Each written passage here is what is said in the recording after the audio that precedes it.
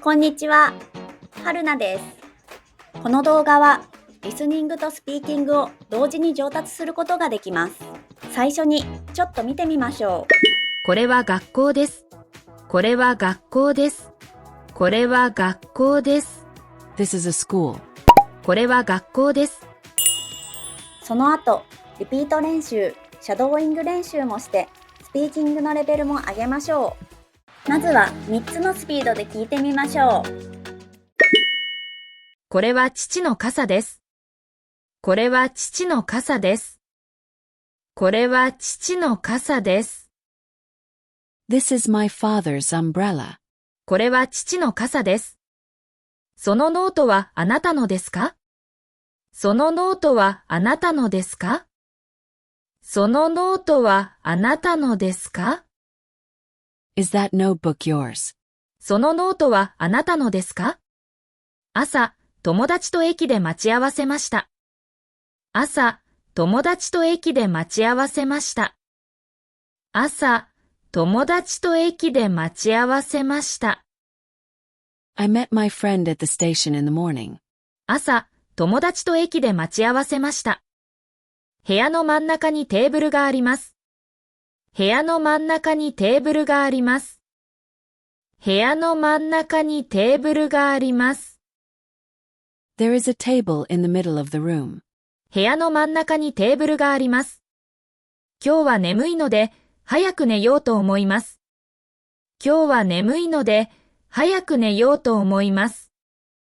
今日は眠いので、早く寝ようと思います。I'm sleepy today, so I think I'll go to bed early. 今日は眠いので、早く寝ようと思います。ちょっと静かにしてもらえますか？ちょっと静かにしてもらえますか？ちょっと静かにしてもらえますか？ Could you please be a little quieter? ちょっと静かにしてもらえますか？兄は明日の会議の資料を作っています。兄は明日の会議の資料を作っています。兄は明日の会議の資料を作っています。My older brother is making materials for tomorrow's meeting.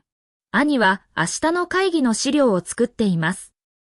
先生は学生の質問に答えられました。先生は学生の質問に答えられました。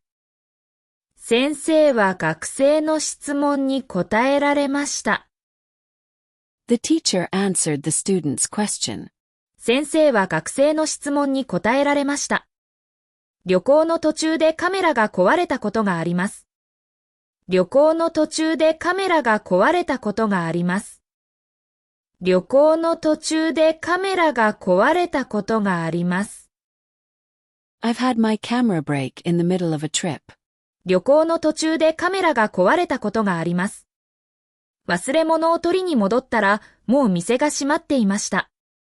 忘れ物を取りに戻ったら、もう店が閉まっていました。忘れ物を取りに戻ったら、もう店が閉まっていました。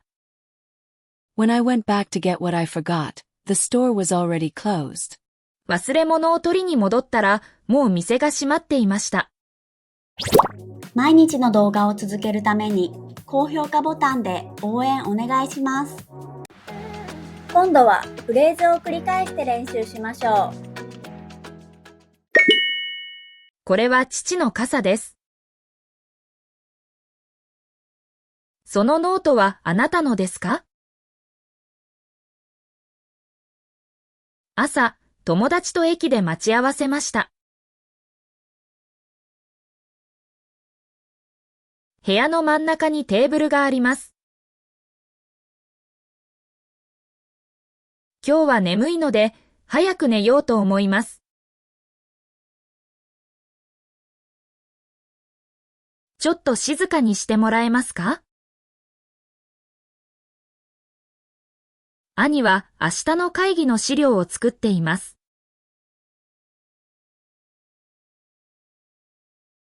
先生は学生の質問に答えられました。旅行の途中でカメラが壊れたことがあります。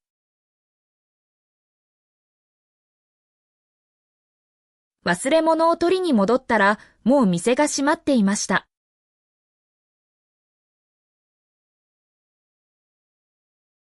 シャドーイングです。音声を聞きながら少し遅れて真似しましょう。これは父の傘です。これは父の傘です。そのノートはあなたのですか？そのノートはあなたのですか？朝、友達と駅で待ち合わせました。朝、友達と駅で待ち合わせました。部屋の真ん中にテーブルがあります。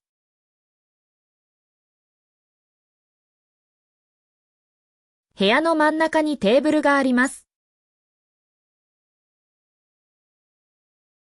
今日は眠いので、早く寝ようと思います。